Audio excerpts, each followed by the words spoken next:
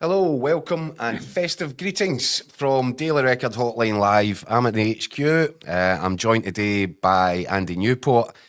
And Andy, it's the last show before Christmas, mate. We got there. We've done it. Nobody thought we'd make it this far, but we've made it. So yeah, somehow. Yeah, that's incredible. the back all round. Andy, a couple of things that we need to discuss or I want to discuss today. Looking back at the weekend, fixtures, results, etc., and the Scottish top flight, obviously. Want to discuss. We had a discussion last night on Hotline Live. I've officially declared that the title race is back on, with some caveats. And I'll speak to you. We'll need to have a conversation about that as well. I think we should. The whole of Britain's talking about Big Ange Postecoglou has Angeball burst down south. So I'd like to get your thoughts on that as well. But let's start at the start. You weren't at Tannadice yesterday. It was Fraser Wilson was there for us, Andy. Don't know if you saw the game, but it wasn't a terribly convincing Celtic performance, obviously, and it's sort of on the back of a run of games where they haven't looked like themselves. So I'm going to put it to you then. Is this title race on? I think I was at Ibrox on Saturday, and coming from a Rangers point of view, I think Rangers have got an awful lot to prove before you can even get close to saying that. On the basis, listen, they've come a long way. They've definitely improved, and obviously fell marginally short at Hampden. We all know the circumstances surrounding that with the VAR thing and all that, but at the end of the day, they didn't get the job done. This is still a Rangers team that under Philip Clement has had, was it 6 goals now at Celtic, and he's yet to get a victory. I don't think you can talk about Rangers being serious, and I mean serious contenders, until they go over that. And then it's one thing winning at home and again, I think that's obviously the game is second, there'll be no away support. You've got the entire stadium behind you. It's one thing doing that, and it's another thing entirely going to Celtic Park. Because then, David, as things stand, with Celtic not dropping points, or dropping many points, was it 4 all season so far? You're not going to expect them to do Rangers many favours. So Rangers are going to have to go and win these 3 Old Firm games, you're going to think. And I think that's just a massive leap from where Rangers are right now to say that that's something they're capable of doing. So until, listen, as you said yesterday, if they go out in January 2nd and they win, they get it down to 6 points. And I think you can say we've got something looking a wee bit like a title race. But I think it's all on Rangers to prove that they're capable of doing that. The Celtic, this happens, the amount of games that they're playing, the remarkable thing about Celtic is that even when they've not been at their best, and they haven't been at their best for, you would say, for about 4 weeks since the last international break, but they've won. These are the moments when other teams previously have had their sticky spells and they drop points, or they lose games. I mean, to have got to the weekend before Christmas, having spilled 4 points is remarkable, incredible consistency, and remarkable fortitude for a team that is having to it's been tested at the highest level in European football. I mean, we saw what playing in the Champions League did to Rangers a few seasons ago. It demoralised them. It leaked into the league form and eventually crushed them. So I think this is it's maybe just a lull in terms of performances, but I think there's a long, long way to go before you can suggest that Rangers are serious title contenders. Right, okay, so you're not giving me that. Will you give me this? I was saying yesterday, the reason that I think it feels different now, and it's regardless of Celtic's form, and is this a mini wobble? I don't know, but they just haven't been at the same heights as they were hitting back in November time. But regardless of all of that, this is a different Rangers side. The Rangers side that we saw at the start of the season was not fit for purpose. It certainly wasn't going to contend for a title. It was miles off. One of the worst looking Rangers sides I can recall in a long, long time. This looks a completely transformed side. It's amazing because this has happened in the space of zero, in no time at all. It's basically what it's down to is you've got a fit again, a fully fit, fully firing Nico Rask in the centre of the park. So all of a sudden, they've got a platform on which to attack off of. They don't look as vulnerable on the counter attack as they did at the start of the season. He's in there spotting danger, sweeping up, cutting off space, and generally just making them look a far more, resolute outfit. I mean, like even the game at Saturday, that's a game at the beginning of the season, there would have been far more drama in it. Dundee would have been allowed to get a foothold in a game where they shouldn't have, and those last 10 minutes would be really full of anxiety. And there was a wee bit of that, but Dundee never get close to creating the kind of opportunities that other teams have went to Ibrox this season, especially in the early parts, and caused trouble. In terms of, and then at the front end of the pitch, just getting Danilo back and getting Hamza Gamani up and running, and not having to rely on Cyril Dessers, because he does score goals, but he's frustrating. He lets a lot of things break down in the build-up, and he misses chances. I don't think Gamani had his best performance in an Angels shirt at the weekend, but again, he's 22-year-old. He's performed, quite brilliantly over the last month since he's broken into the team. You're going to have to expect he has the odd wee day off now. The challenge for him now is to go again at St Mirren on Boxing Day. But, I think those are the key ingredients. You've got so much of Rangers' issues was about how lack of control they had in the midfield, and then somebody at the top end of the pitch that was reliable and could involve himself, not just in scoring goals, but in getting them up into the final third. So they've solved those issues. Listen, there's going to be more issues to come, because I think defensively, losing John Suter, we're still not quite sure how long that's going to be, but weeks, yeah. And it looks like he's going to be missing for certainly the January 2nd Old Firm game, and that's a huge blow, an absolutely huge blow, because he has been so almost heroic at times, for not just for Rangers, but for Scotland too. So resolute. Obviously, they had to play Dujon Sterling there. The guy's a minor miracle in the sense that he can just fill any slot and do well. But I think they need to have somebody like John Suter available if they're really going to want to up shop. As much as they did well against Celtic, they still conceded 3 times, and I think that's the major concern. So from that point of view, there's still big question marks. But I agree with you that, listen, they've improved. They couldn't be much worse, to be frankly. No, they couldn't. The season, so they've improved, but they've still got a long way to go. You obviously see a lot of them, Andy. Now, I'm interested for your opinion. I kind of look at it, and a lot of people will say Clement deserves praise for the changes that have made over the last few weeks, for the kind of new sense of vibrancy and variation to the way that Rangers are playing in the final third. But a lot of other people, myself included, would say, well, how did it take him so long to work all these things out? It wasn't rocket science. You said it yourself about Dessers. He didn't put Danilo in his European squad. He didn't fancy Raskin for about 6 months. He said that Egeman was nowhere near first team ready, and he tried to kick Hadji out the building. So, yeah, I mean, but he's also, in fairness to him, he's also been saying for most of the season, we've not got the options. These guys need to settle in, and he still even at the weekend, he's still sort of giving that sort of stuff. These guys need time. They need time. I mean, I think there's a question to be asked. Well, could that process have been expedited? Could these guys have been, when it was clear for everyone that Cyril Dessers isn't the option, could you have just given Igamani a run in the team earlier? Let him, a couple of times he did get starts and he was taken off. I remember he was taken off at half-time one game, taken off after 55 minutes in another game.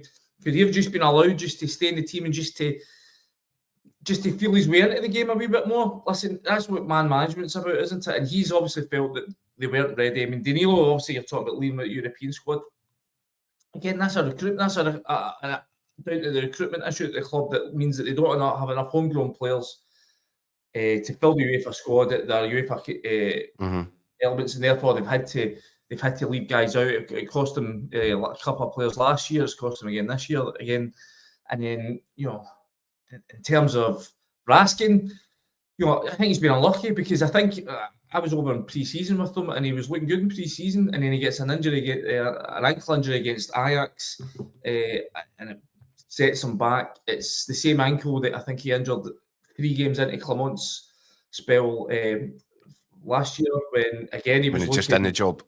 And at that point, Raskin was kind of hitting the same sort of heights he is now. So listen, it's just everything's coming top for Philippe Clement. He's never had circumstances perfect all working in the way he wants it to. He's always had a headache to overcome. Even now with Suter, he's got a headache to overcome. He's got that's football management, though, isn't it? Yeah. But I mean, I think in terms of luck, he's had some pretty rotten luck. But listen, I think what that he has shown in the last wee while is that the people who doubted him and couldn't see a direction underneath him, at least he's shown, well, this is how I want things to look.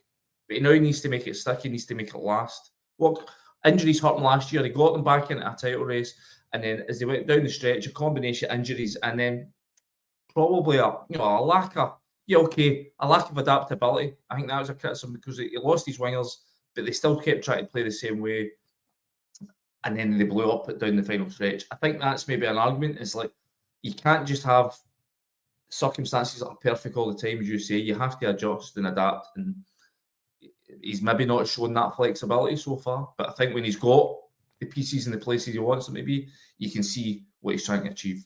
I must admit, I didn't see it coming, and I didn't, from everything that I saw about the way Rangers were performing, how rigid they were, how predictable they were.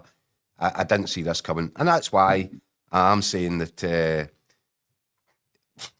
there is a chance of Rangers. But I, as I said, I caveat it by saying I think they need to win their next 9 points, Andy, over the festive period. If they win, if they take 9 points away at St Mirren, Motherwell, and at home to Celtic, it's game on for me.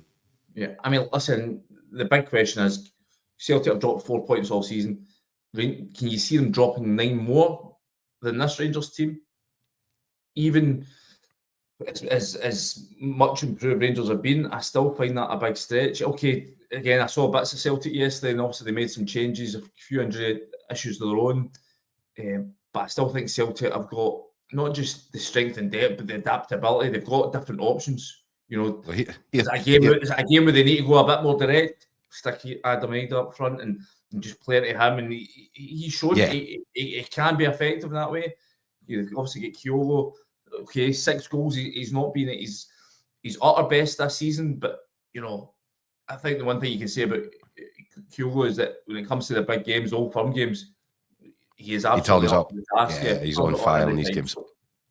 Well, here's a comment, Andy. Rangers are improved, but you know, it's still a huge ask. And then again, that comes down to just how poor they were this season. They've left themselves a literal mountain to climb. So absolutely, they climb it and then they get there. Then fair play to them. There'll be some turnaround, but you know, it's one for Hollywood. This one.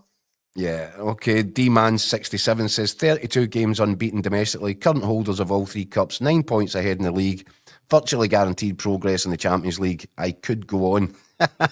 Doesn't sound as if D-Man's is getting too stressed about the challenge from across the city at Christmas time. But, you know, we're having a lot of comments, and here's another one from YouTube. Mr. Jinky77, he's talking about the game at the weekend at Tannadice. It was awful to watch. We need to heed the warning here. We could have played till Tuesday and not scored. Kyogo was poor and Ida is not good enough. He's getting a bit of stick, Adam Ida, these days, Andy. I'm not sure that it's merited. I think that, you know, it's way too big a transfer fee to even think about, say, calling him a project player. Yeah. But I think when Celtic stumped up that money, they firmly believe, and Brendan Rodgers firmly believes, that he can turn Adam Ida into a player worth 2-3 times that fee. I mean, you only have to look at guys that were half out the door when he first came in back in 2016, guys like Ryan Christie, Stuart Armstrong, and what he did with those guys in their careers. So, listen, you'd be foolish to write off the Brendan Rodgers impact on Adam Ida. I mean, it's early doors yet. He's been up here a year in total with last year's loan stint, but I think you've got to take into account yesterday, like things like the weather, the pitch at times. Conditions weren't great. Yeah. The fact that, you know, fair play to Jim Goodwin when he got his tactics spot on. Listen, it's not going to win him any awards for, like, you know, silky, you know, aesthetic football. Yeah. But it was effective. It got them a job. It got them a point. And, you know, it's so. I mean, you see it time and time again. Rangers have struggled this season with defences are compact. Celtic, because they've got this multitude of weapons and guys that are absolutely flying at their form, they've been able to break down teams even though they're not. Yesterday was the first time they didn't. I think it's a huge overreaction if you're going, this is it started a decline for Celtic. It was one bad day amongst a hectic run of games. They've just played It's energy sap and stuff. And I think 120 minutes in a really emotional, driven game last week, and exhausting cup final. Yeah, exactly. They're absolutely like shredded their nerves. Okay, they're not at their best this week. They're going to be playing something like 11 or 12 games between now and the next 3 midweek, which I think is at the start of February. This is grueling stuff. This is what the part of the season that makes or breaks teams. And if Celtic get through it with the odd slip up here or there, then I'm sure Brendan Rodgers will be happy. But the fact is that they've put themselves in a great position. They're exactly where they want to be, both at home and in Europe. So I don't think there's any need for them to be panicking right now. Yeah, one of our regular viewers on YouTube, Mo Sislak from Simpsons, Celtic will put this to bed on January 2nd. And I think that is, I mean, that, as much as I'm saying it's game on, I have reserved the right to say it's game off again on January 2nd, Andy. And that's the thing. If Celtic get the win there. If Celtic can go to Ibrox on January 2nd against a team Rangers team that are, as we've said, improving, are getting into their stride, they're showing a patterns of play and they're showing a style of football that they haven't for most of the season, with no away support there, and they can win at Ibrox on January 2nd, then they will be fully merit their title credentials. By the way, there's no disputing it, almost if there's no disputing it already, but at that point, they're champions elect as far as I'm concerned. Celtic just need to avoid defeat at Ibrox. Yeah. Even a draw, they'd leave Ibrox with a share, as and that was another thing that I always remember about Clement, the 3-3 draw when he was taking the team in a lap of honour and all that, when he'd actually just blown the title that day, but he behaved like he'd won it. So, but for me, I can understand from his point of view why he would do that, because it's all about, as you're talking about man management, he has to try and spin that as a positive. Yeah, but it was a very flimsy argument. As you say, most people saw right through that. And as was proved the next couple of days. Okay, John Gray watching on Facebook. Andy, Rangers are still in crisis. No money, no cups, just been beating the cup. Still greeting about a penalty they never got. But Celtic are in crisis because we drew with Dundee United. Celtic to win the treble for me. And all joking aside, I think you hard push, John, to find anybody that doesn't fully anticipate a Celtic domestic treble this season. But it's just nice to see the possibility of having a second half of the season where there's something in the games. There's something in them, and the gap is, because you could go into this Old Firm game just a few weeks ago, Andy. You'd be going into the Old Firm game. Actually, it doesn't matter who wins it. Yeah. It doesn't matter if Rangers win it, because the gap's so big. There's such a gulf between the two sides. It's not going to make any kind of material difference to the outcome of the title. But now there's a little bit on it, and I think that's good. That's healthy, isn't it, for Scottish football?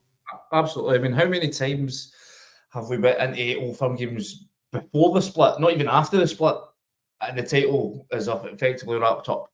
Listen, I'm a fan of the split. I think it's good. I think it adds in extra drama into positions in the league where you would not normally have that kind of drama. But I think for it to work at both ends, at the top end, the bottom end, you need to still have live issues. And games. Too often, we've had an imbalance in that sense. Either a team is effectively relegated weeks in advance, or in most cases it's been Celtic that have romped it. Rangers 1 year, they won the league, and romped it too. So, but I think what we saw last year, and again, that draw at Ibrox kind of killed it, but for a long spell, it looked like, at the start of the season, Rangers were done, toast. Celtic were going to romp it, and then fair play to them, they got themselves back in it, and you're right, it was great. Celtic Rangers fans were tuning into each other's games, desperate to see them slipping up, hoping that there would be something that would give them the edge. And it came down to that 3-3 game at Ibrox, and it was an opportunity miss for Rangers, but it was still live. And then obviously then going to let it slip at Dens Park and up in Dingwall, and that was the huge frustration for the Rangers support. Celtic fans were jubilant, but at least for Scottish football, it was a live issue. And I think too many times we've not had this. Celtic have been out miles in front of Rangers, and it's just not a great look for the game. It's great to see Celtic doing well in Europe. Rangers are doing well in Europe as well, obviously. But just for a product, it'd be great just to see them go into here. So, as we've seen a couple of times before, going into the final weekend of a season and it's still been neck and neck on a knife edge. Do you think that's possible? You don't think there's a title race, but do you think it's possible to go down all the way to the last round of fixtures? I mean, again, because that would seem to me as if it's a title race. If it did, we're a long way from that. I mean, if Rangers can win in January 2nd, yes, but then they're still having to go and claw in 6 points to make a fight. I still think that's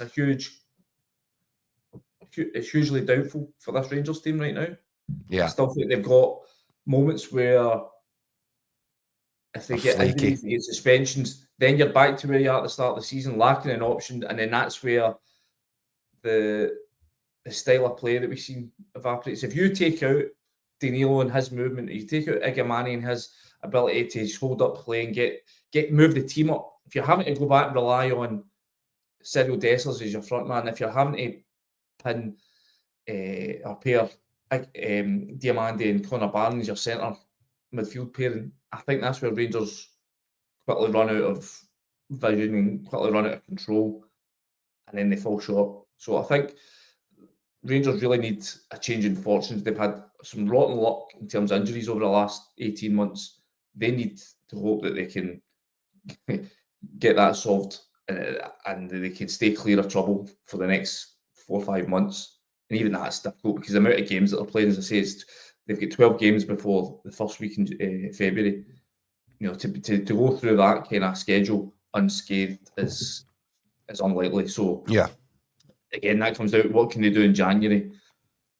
Even that seems unlikely. As one of the callers said there, the lack of funds. I think there's suggestions that Clement will get some sort of money to spend, but whether it's going to be anywhere near close to what Brendan Rodgers will be given and able to recruit, that remains to be seen. But I wouldn't be holding my breath for it. No, Brendan Rodgers is going to be tooled up for January. That's for sure. So it's so much cash, and that's why they're in such a great position. That even if there is a bit of a fall off physically, if fatigue is setting in, if there are 1 or 2 injuries or illness, you just know that Brendan Rodgers will have his eye on players, as he uses the word, quality players that will come in and beef up his options for the second half of the season. That is a big factor, no doubt about it. Especially the Champions League. You get Champions League. That's right. It's not even so much they need to tool up for a resurgent Rangers, and we'll be wary of them. They're not going in. They've seen what the Champions League levels is like now. They'll know the level of player they need to recruit. They'll want to go make a mark because for too long Celtic haven't competed to the required standard in Europe.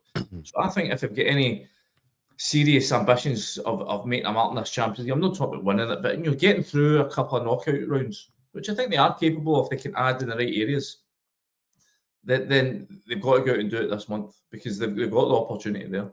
He's also looking ahead to the summer, Brendan Rodgers. He's looking ahead going, well, we are going to have qualifiers for the Champions League this time. It's not just a straight ticket in. So he knows if he wants to get players in, get them embedded in January, gives them the optimum chance of being ready for those massive games early in the summer. Comment here coming in from a Celtic fan on YouTube. They're not even as good as they were last season. I'll be surprised if they haven't dropped anything before Celtic beat them on the 2nd. I know you need content, but keep it real. Look, we're trying to engender a bit of excitement here, guys.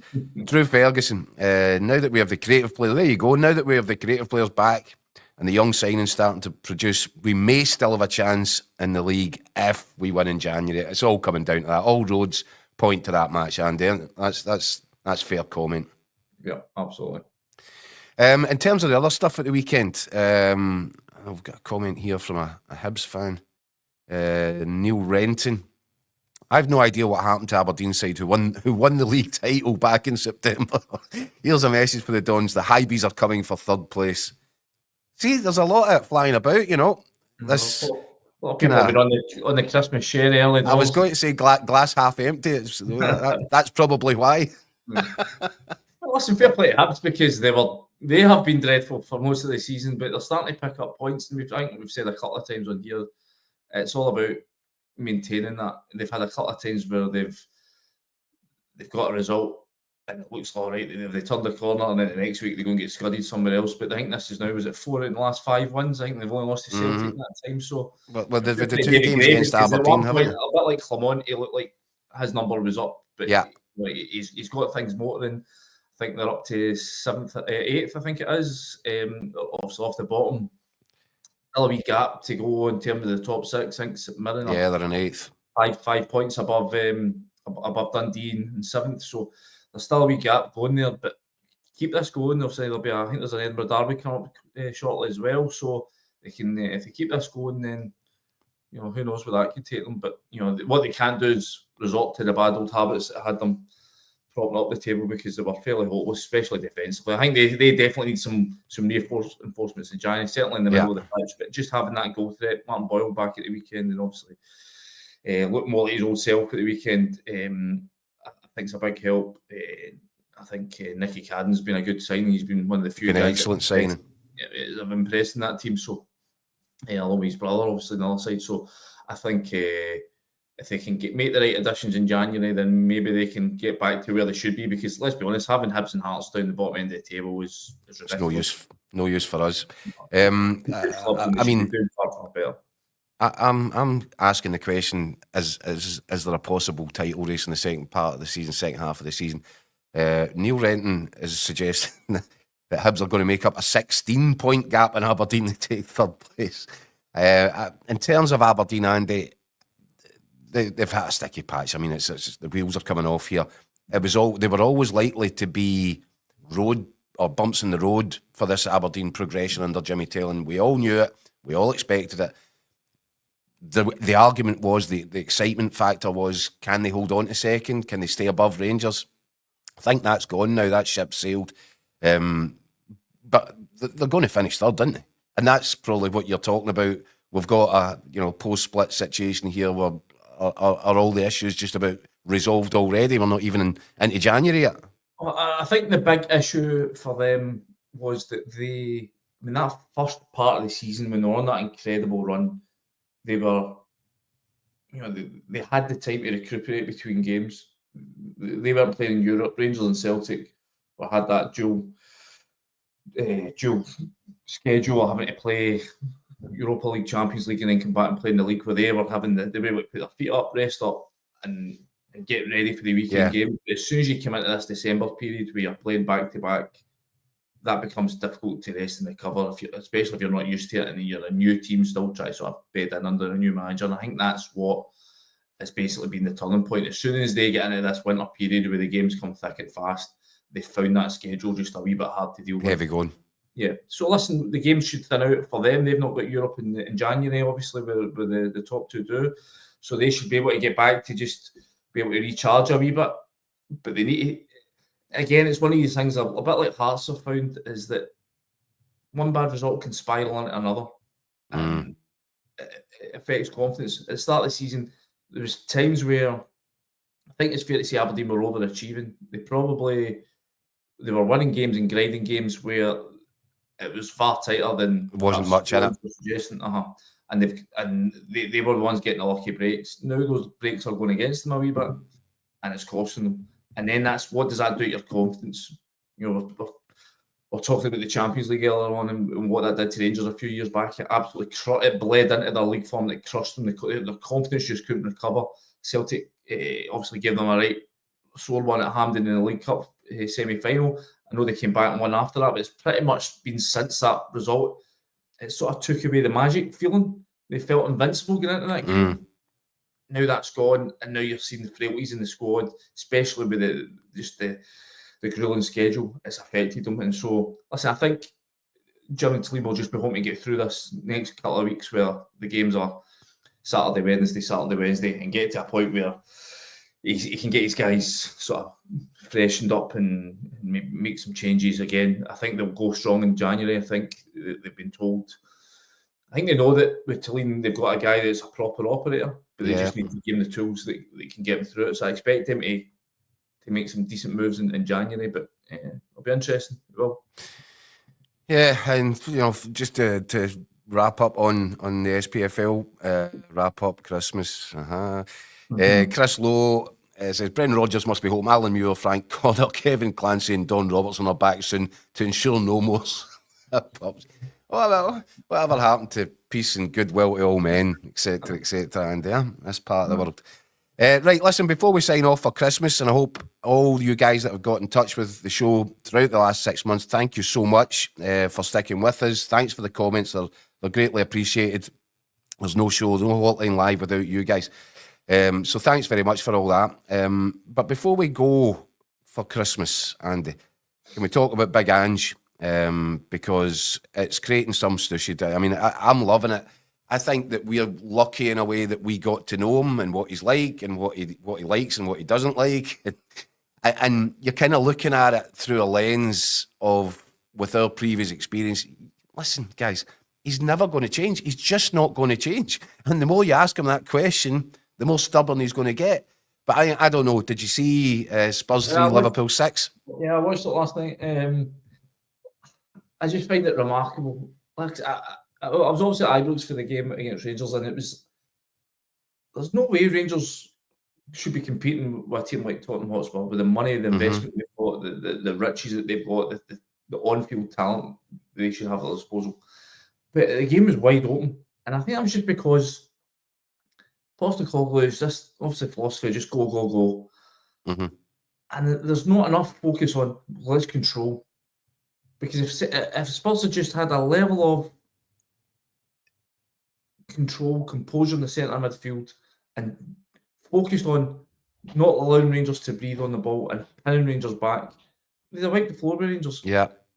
And obviously, Postecoglou keeps talking about, we've got no centre backs, we've got no our goalkeepers out injured, we're having to go at a 36-year-old Fraser Foster, we've got an 18-year-old defensive midfielder playing at centre back, we've got no left back. And you're like, well, if that's the case, why are you leaving them exposed? I mean, listen, I get he's got a philosophy, it's took him this far, and who the hell am I, or anything else there is to question his methods.